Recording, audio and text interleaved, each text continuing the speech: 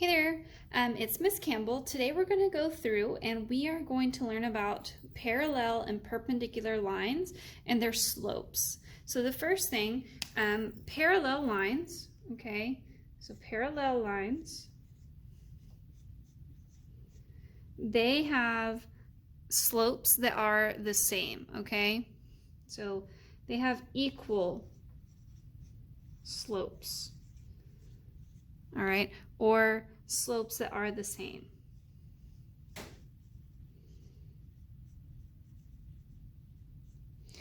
And then the next thing we have are perpendicular. So perpendicular lines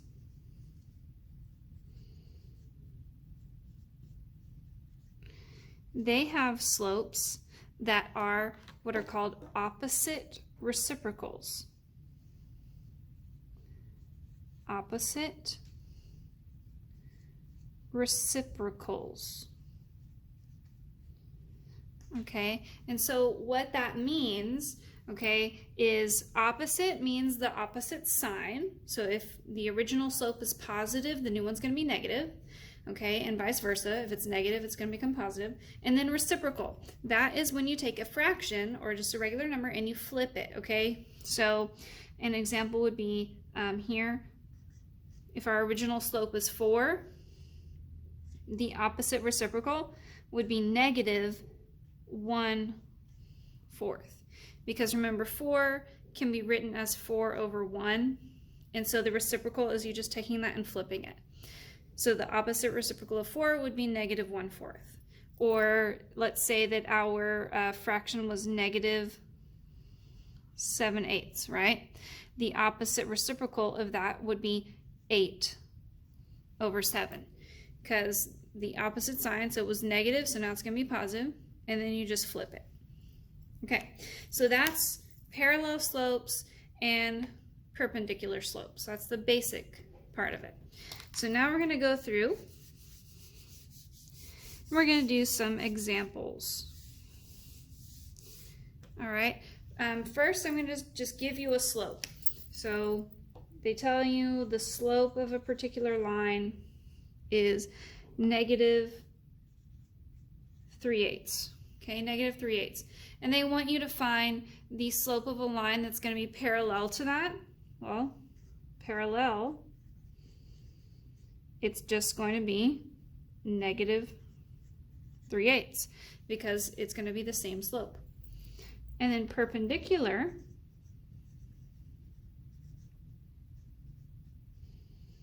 well, we do the negative reciprocal of it. So what originally it's negative, so now it's going to be positive. And then you take 3/8 and you flip it, so 8/3. And you can leave slopes as improper fractions. So the final answer on that one would be 8/3. Okay, we'll do one more.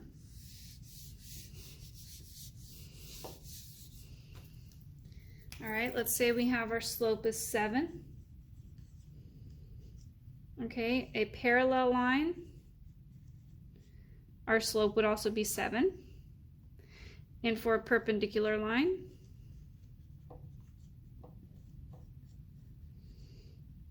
well, it would be negative. And then remember, 7 is really 7/1. So I just flip it. So negative 1/7. Okay, negative 1/7. Okay, so now we'll go on and we're gonna do like a little graph, okay? You don't have to be fancy in drawing your graphs. All right, I'm gonna give you the 2 points here and I'll draw my graph too. So we have here, our first point is gonna be at negative 4/3, so negative 1, negative 2, negative 3, negative 4, and up 1, 2, 3.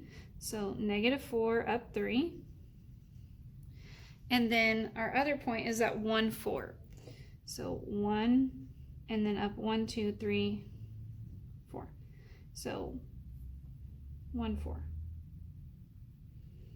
Okay, and then we have a line going through that. So write down negative 4, 3. and then 1, 1, 4. Okay, write down your points. And now we're going to find the slope of this from our graph. Okay, so here we look at the change in y and the change in x. Remember, do your slope formula. M is y2 minus y1 over x2 minus x1. All right, so we have that. So y2, I'm going to use this one. So this is x2 and that's y2. And here this is x1 and that's y1. So y2 is 4 minus, and then y1 is 3 over, and then x2 is 1 minus, and x1 is negative 4. Okay, type this in your calculator exactly like this. And if you're at home using a phone calculator, do 4 minus 3. So you just have to calculate it a piece at a time. So 4 minus 3 is negative 1 over, and then 1 minus negative 4. You can type that in your calculator. 1 minus negative 4. It's actually 1 plus 4, so it's 5. So it's negative 1/5. So our slope is negative 1/5. Negative 1/5. That is your slope, M. And now we'll look at a parallel line and a perpendicular line. So parallel, the slope is going to be the same. So it's going to be negative 1/5. All right. For parallel lines, still going to be negative 1/5. And then for a perpendicular, let me move this.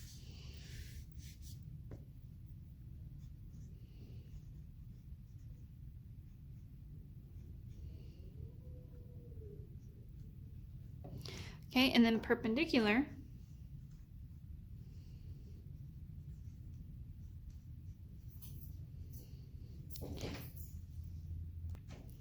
okay, perpendicular, we're going to do the negative reciprocal. So it's originally negative, so now it's going to become positive, and then we're going to take the 1/5 and we're going to flip it. So it's going to become positive 5. All right, very good. So let's do one more graph example. So whenever you have the graph, you can get the 2 points from the graph and just use the slope formula. Okay, another way we can do it with our graph, and I'll kind of center it a little bit more here, is by counting. Okay, so here's our graph.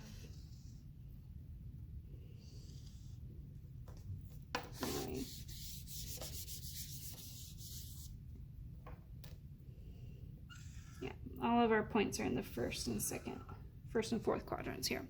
So we have our first point is at 2, 2. So 1, 2, and we go up 1, 2. So 2, 2. Okay, and then our other point is going to be at 4, negative 2.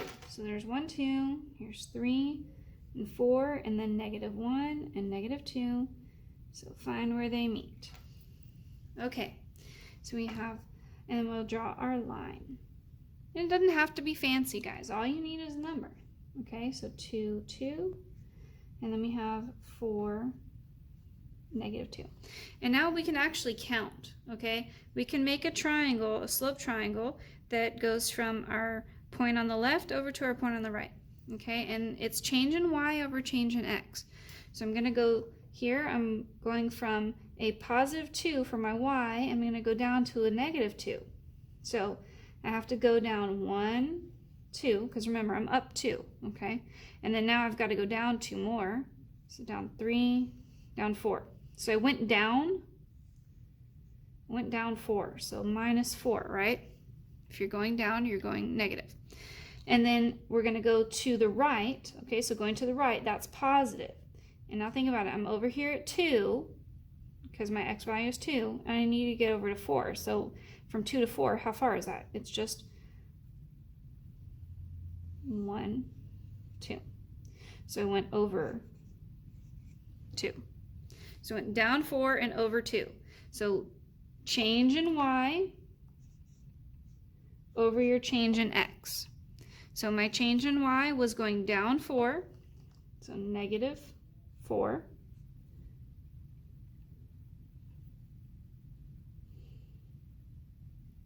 Okay, negative 4.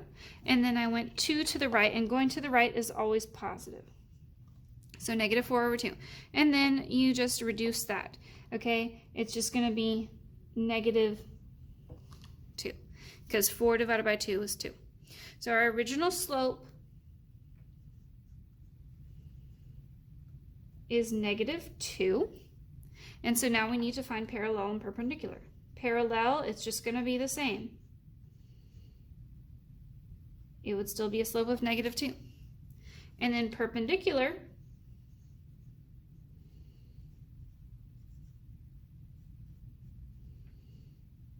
negative reciprocal. So it was originally negative, so now it's going to become positive. And 2 is really 2 over 1. So what's the reciprocal of that? 1/2. So there you go. All right, last couple examples here.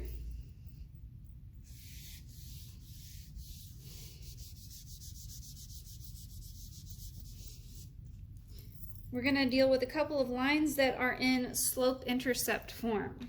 So y equals negative 5/3 x minus 5.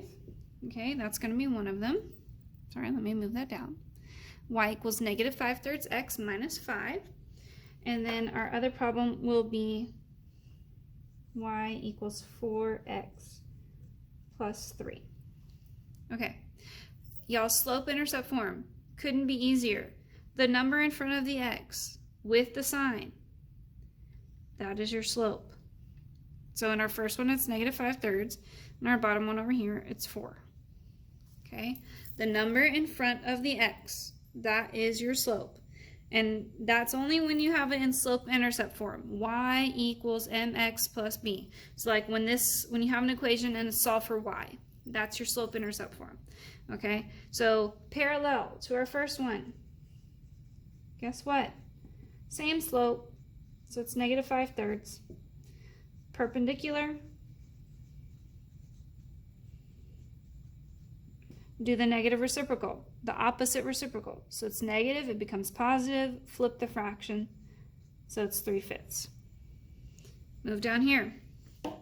Our original slope is 4.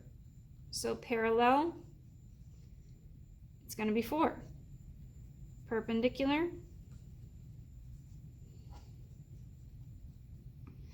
it's going to become negative, and then we're going to flip 4, and it's going to become 1/4. Negative 1/4. Okay.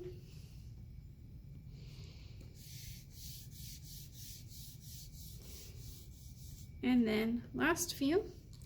Here we're going to do, when we have our equation in standard form, so 9x plus y equals 4. First thing you have to do is solve this for y. So we have to solve it for y. So I want y alone. I need to get this 9x over to the other side. So minus 9x minus 9x.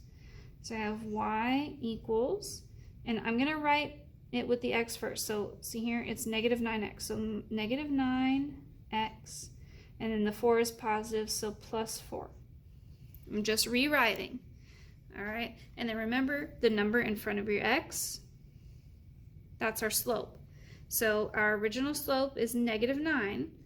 So a parallel line would have a slope of negative 9, and a perpendicular line would have a slope of 1/9. So remember, whenever you have it in standard form, you have to solve it for y first, and then you find the slope from there. Okay, and then we'll do one last example, and that's with 2 points. So let's say they give us a point of 20, 14, and another point of negative 16, 13. So if you're given 2 points, you can find the slope by using the slope formula. m equals y2 minus y1 over x2 minus x1. And I want you to label your first point, that's x1, y1.